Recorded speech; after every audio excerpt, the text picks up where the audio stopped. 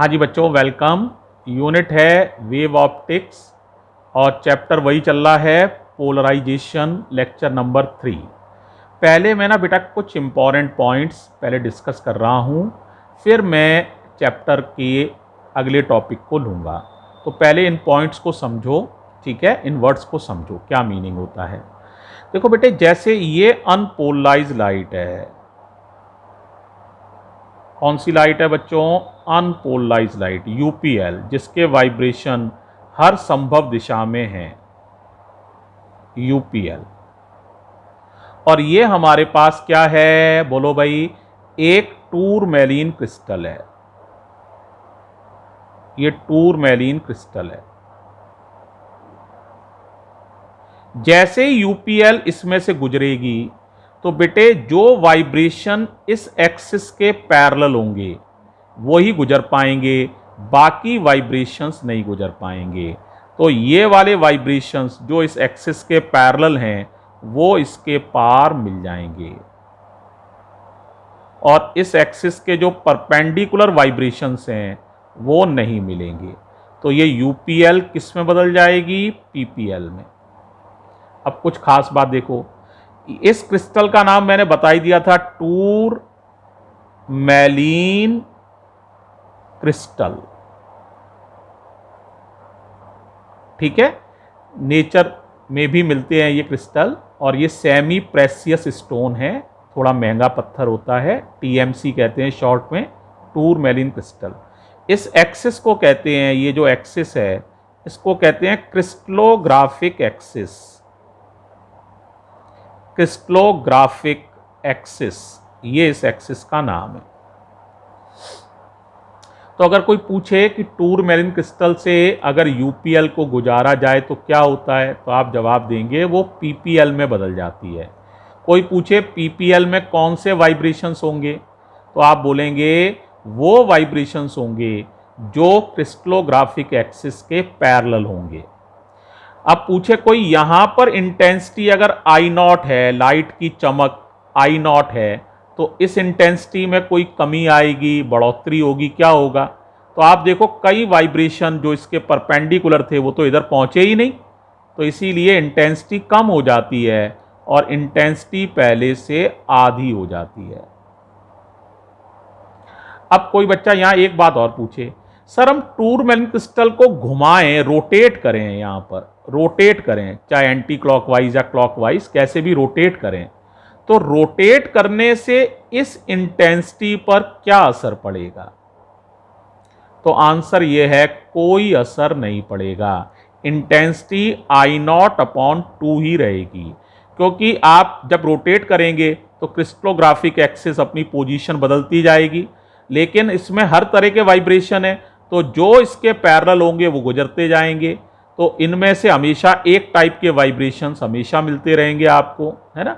इसीलिए घुमाने से इंटेंसिटी पर कोई प्रभाव नहीं पड़ता है। तो अगर इस स्थिति में हम टूरमैलीन क्रिस्टल को रोटेट करें तो रोटेट करने से ये पीपीएल लाइट मिलेगी और इसकी इंटेंसिटी आई नॉट अपॉन 2 ही रहेगी, ठीक है। ये बात ध्यान रखनी है। इस क्रिस्टल का नाम पड़ जाएगा आपका पोलराइजर। तो इस क्रिस्टल को कहते हैं पोलराइजर। क्या कहेंगे? पोलराइजर, ठीक है। और पोलराइजर को घुमाने से बता भी दिया मैंने, ठीक है। If we rotate the polariser, if we rotate the polarizer, the intensity of transmitted light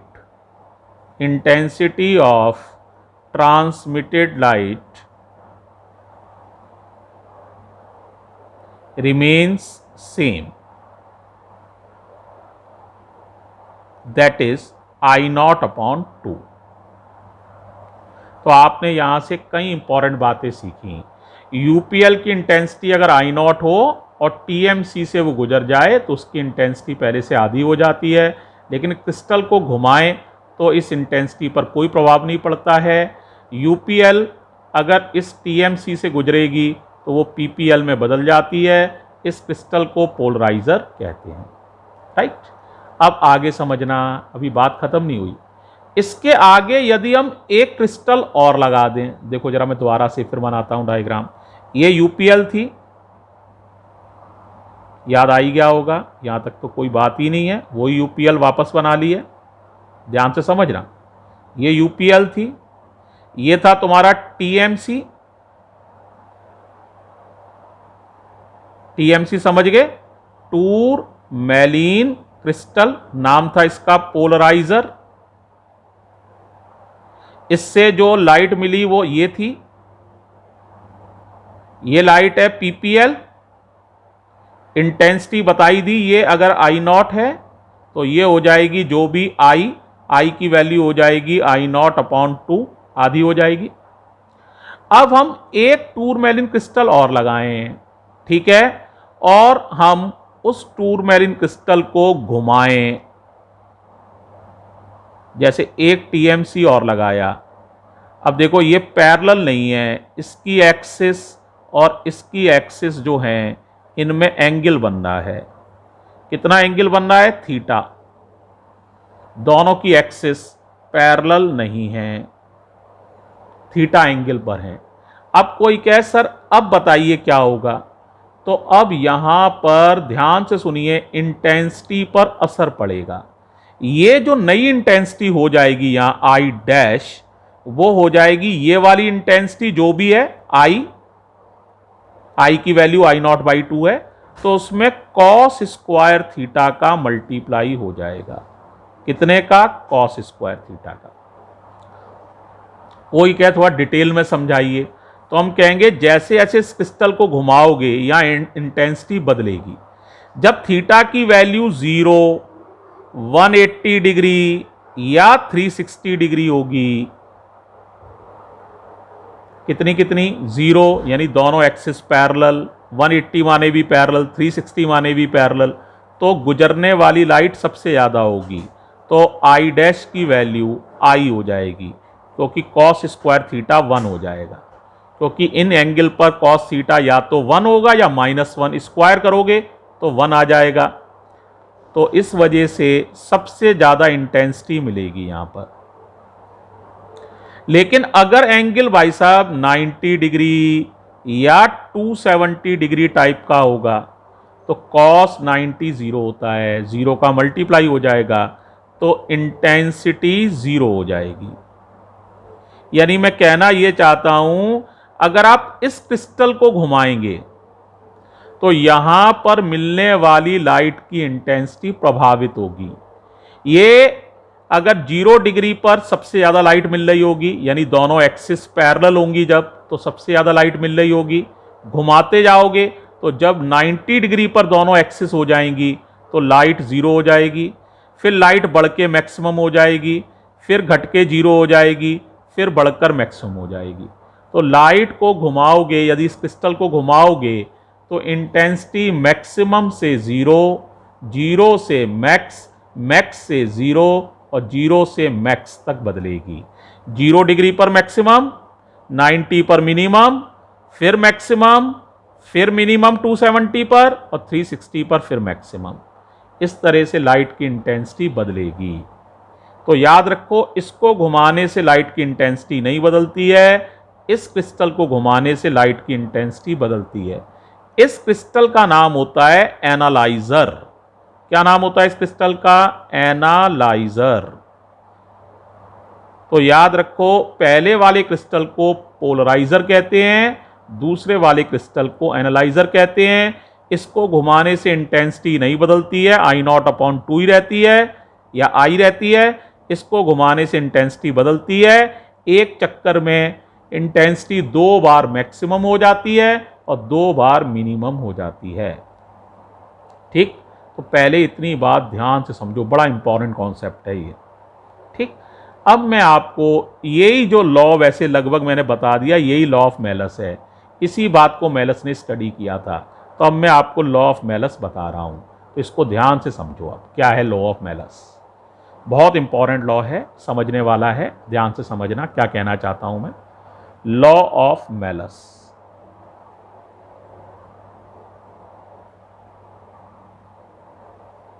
देखो लॉ ऑफ मेलस यही कहता है बेटे कि अगर हमने ये कौन सी लाइट ली है, नाम बताओ भाई, यूपीएल, तो पहले टीएमसी से गुजारोगे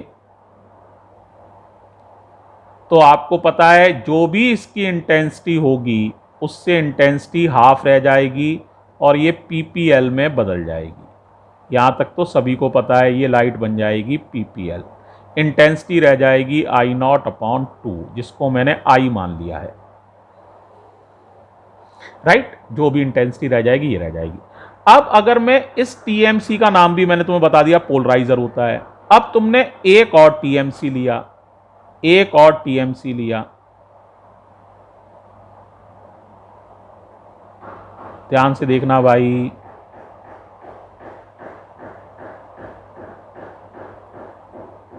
और ये दोनों जो टीएमसी हैं इनकी एक्सिस के बीच में कितना एंगल बनना है, थीटा। तो यहां मिलने वाली जो इंटेंसिटी होगी I dash, that is proportional to cos square theta. जब प्रोपोर्शनैलिटी का निशान हटाओगे तो ये कांस्टेंट आ जाएगा आई, जो इंटेंसिटी यहां है वो, तो आई डैश बराबर आई कॉस स्क्वायर थीटा।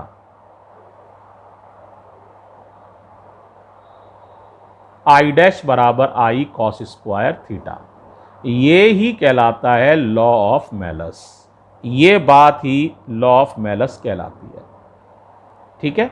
अब कोई बच्चा पूछे कि सर ऐसा क्यों हो रहा है, आप इसका कारण और समझाइए, तो मैं पहले उसे थोड़ा समझा देता हूं। देखो, तुम्हें पता है इंटेंसिटी जो होती है एम्पलीट्यूड स्क्वायर के प्रोपोर्शनल होती है, ये तो तुम्हें पता ही है, तुमने पढ़ा था ये इंटरफेरेंस में। अब होता क्या है बेटे, ये एम्पलीट्यूड ए है, ये कितना एम्पलीट्यूड है, ए, मान लो इस लाइट का एम्पलीट्यूड ए है और ये थीटा है, तो इसका कंपोनेंट जब तुम इधर लोगे तो ये कितना हो जाएगा, ए कॉस थीटा। तो इंटेंसिटी कितनी हो जाएगी नई वाली, बोलो, ये हो जाएगी ए स्क्वायर कॉस स्क्वायर थीटा। तो ये इंटेंसिटी जो ए स्क्वायर है ये तो आई हो गई, तो आई डैश बराबर आई कॉस स्क्वायर थीटा।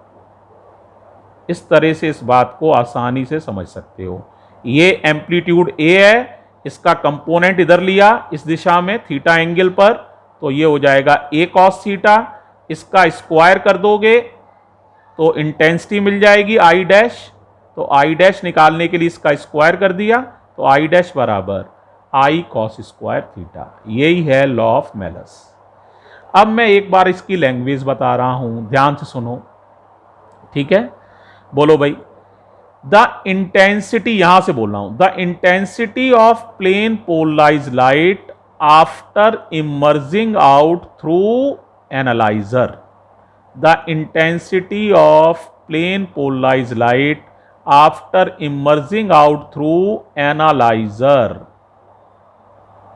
कितनी होती है, analyser, is directly proportional to square of the cosine of the angle between the planes of transmission of polarizer and analyzer। देखो दोबारा सुनो, बोलो क्या बोला, आप लोग बोल सकते हैं, बोलो जरा। द इंटेंसिटी, किसकी intensity, the intensity of plane polarised light after emerging out, emerging out माने बाहर निकलना, after emerging out from analyser is directly proportional to, is directly proportional to the square of the angle या square of the cosine of the angle, proportional to the square of the cosine। cosine माने cos, cos का पूरा नाम cosine होता है, तो square of the cosine of the angle between planes of transmission planes of transmission of polariser and analyser, of planes of transmission of polariser and analyser, ये तो या तो आप ये ऐसे लिख लो आई डैश बराबर आई कॉस स्क्वायर थीटा, ये भी ठीक है, ठीक है। तो आई डैश बराबर आई कॉस स्क्वायर थीटा। तो आपने यहां क्या क्या सीखा?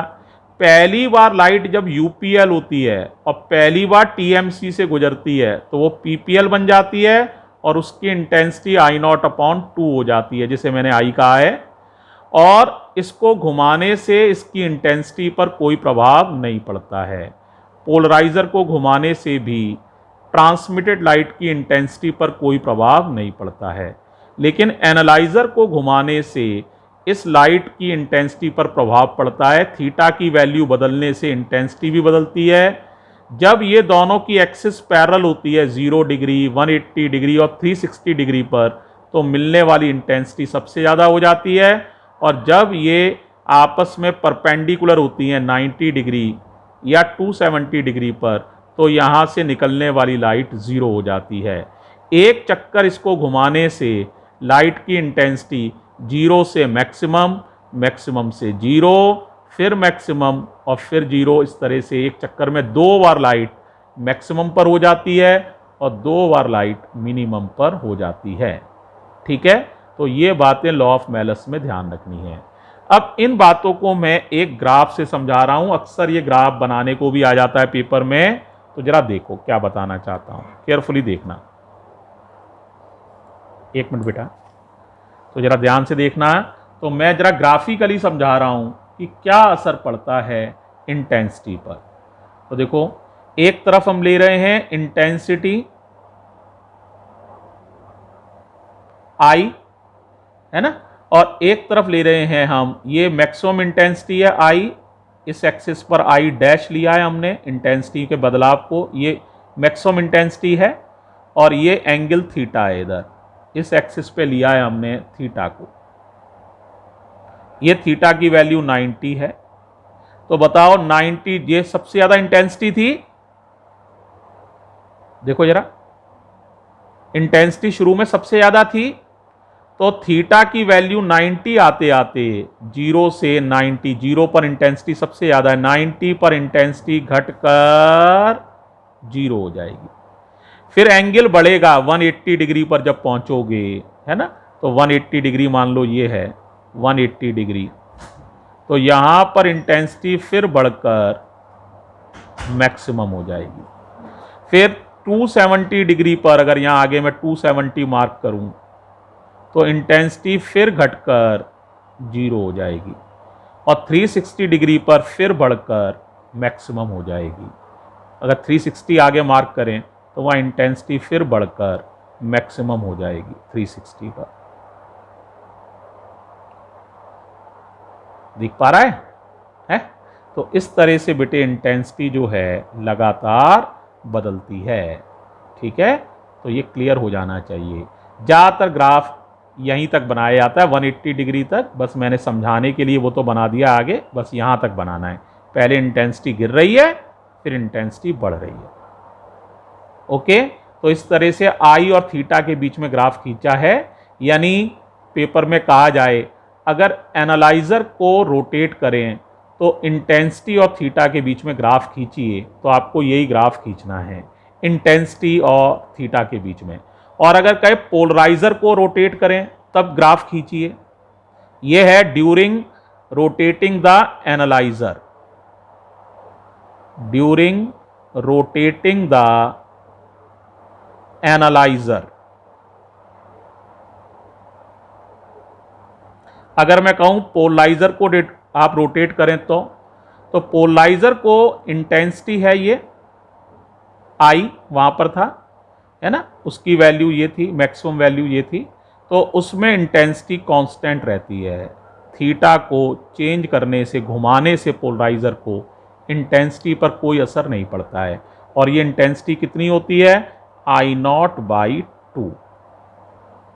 कितनी होती है? आई नॉट बाई 2। बताया था मैक्सिमम इंटेंसिटी आई नॉट है, उससे आधी इंटेंसिटी मिलती है और वो चेंज नहीं होती है।